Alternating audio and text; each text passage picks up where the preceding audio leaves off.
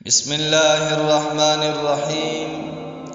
سامعین محترم، شیخ عبدالحق محدث دہلوی رحمہ اللہ نے مدارج النبوہ میں لکھا ہے کہ جب حضرت حوا علیہ السلام پیدا ہوئی، حضرت آدم علیہ السلام نے ان پر ہاتھ بڑھانا چاہا۔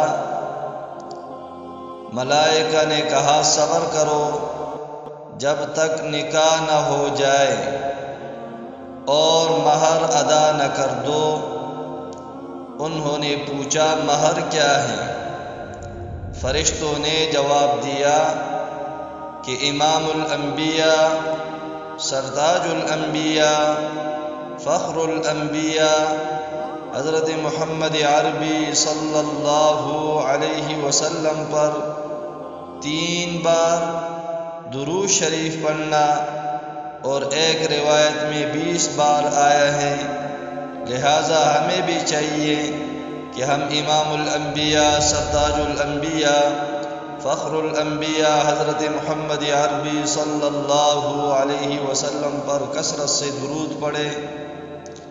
ایک روایت میں ہے جناب رسول اللہ صلی اللہ علیہ وسلم نے فرمایا، جس نے درود کو بلا دیا اس نے جنت کے راستے کو بلا دیا ہے۔